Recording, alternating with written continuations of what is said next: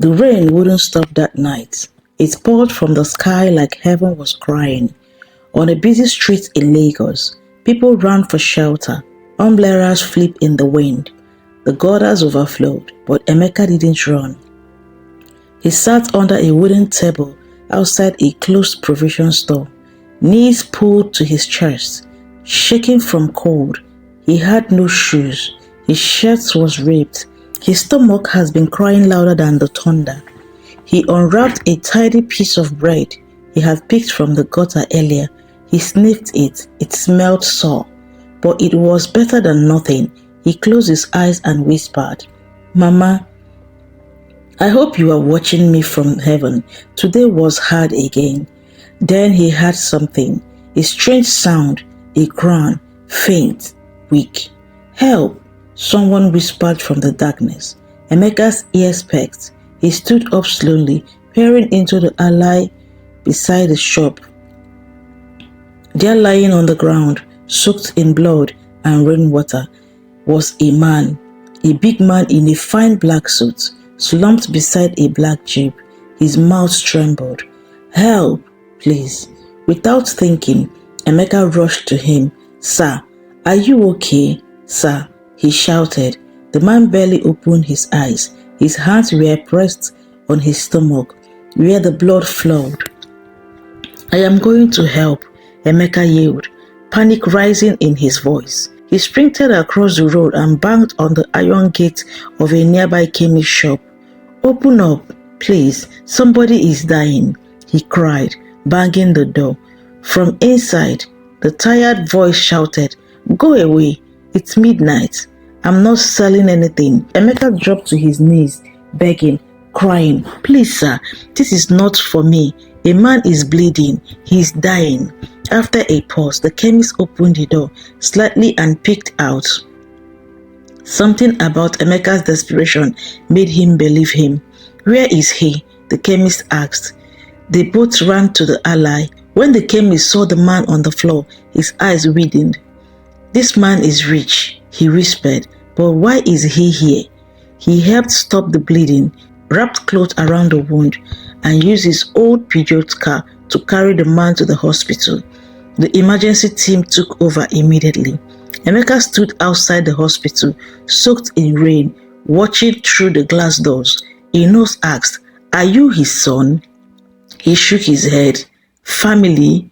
"No," he replied softly, "I just found him." They left him sit in the waiting room. He stayed. He didn't move. Emeka didn't have anywhere to go anyways. Days passed. The man was unconscious, connected to machines and tubes. Still, Emeka waited. He slept on the hospital corridor, leaning against the wall, using his arms as the pillow. Nurses brought him food sometimes. A kind one named Grace began to talk to him. "You really have no one?" she asked. "I lost my parents 2 years ago," he said. "Since then, I have been alone." "You've got a strong heart, Emeka," she said. "I just don't want him to die alone," he replied. 3 days later, something incredible happened. The man opened his eyes. He blinked slowly, turned his head, and saw a small boy coiled beside the bed, fast asleep, holding his hand tightly. "Who are you?" he whispered. Emeka woke up, his face lit up with the purest smile. "You are awake," he shouted joyfully.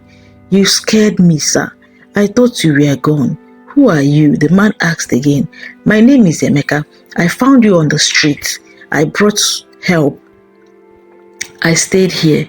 The man looked at him with confusion. "Why?" Emeka gave a small smile. "Because you needed someone. Because nobody should die alone." The man stared at him for a long time, then closed his eyes again.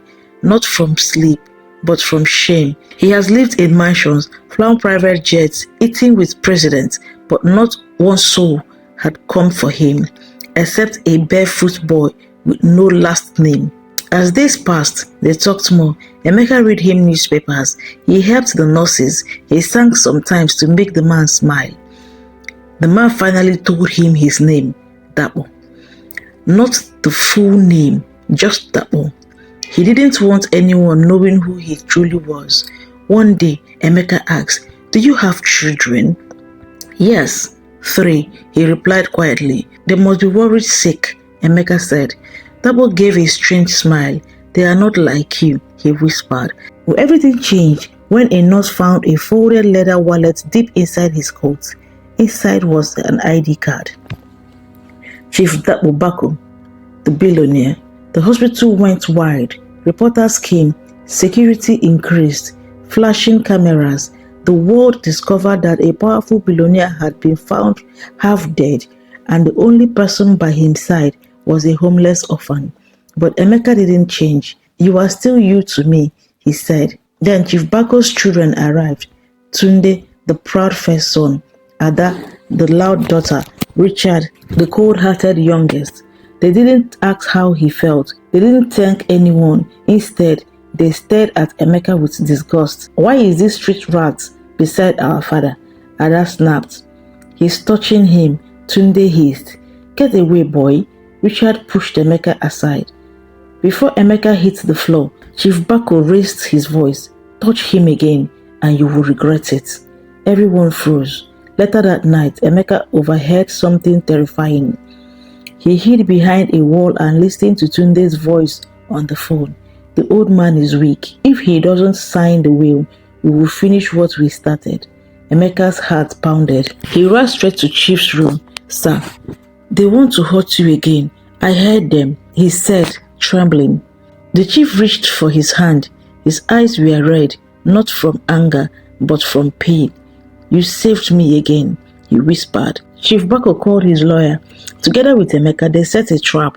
He told his children he would sign the will. They smiled, laughed, and planned the next move. But everything was recorded. Every word. The police came and arrested them right inside the hospital. Few days later, at a crowded press conference, Chief Bako stood beside Emeka. He held his hand in front of the flashing lights and microphones. "This boy saved my life not once, but twice," he said. "When my blood turned against me, a stranger gave me love. He did not save me because of who I was. He saved me because of who he is." The crowd clapped. Some cried. Emeka just stood there, small and shy, tears in his eyes. "I don't know what to say," he whispered into the mic. Chief Bako smiled and said, "Just say you will be my son." From that day on, Emeka's life changed. He had a room, a bed, food, clothes. He went to school and made friends. But he didn't forget where he came from. "Daddy," he said one day, "I want to build a place for street children. I want them to feel loved too, like you made me feel." Chief Bako nodded. "What will you call it?" he asked. "Mama Smile Foundation," Emeka said, "for my mother, who always smiled." One evening, they sat under a mango tree in the chief's mansion. The sun was going down. Chief Bako held Emeka's hand and said, "You gave me something money could never buy. Faith in people." Emeka leaned against him and said, "And you gave me something I never had, a home." They smiled at each other. And from that quiet corner of the world, a powerful lesson was written. Sometimes, the one with nothing gave the most, and the one with everything may be the one who needs savings. Thank you for watching this beautiful and awesome story of Emeka the Orphan. Please subscribe to my YouTube channels and turn on your notification bells for more exciting stories. Thank you.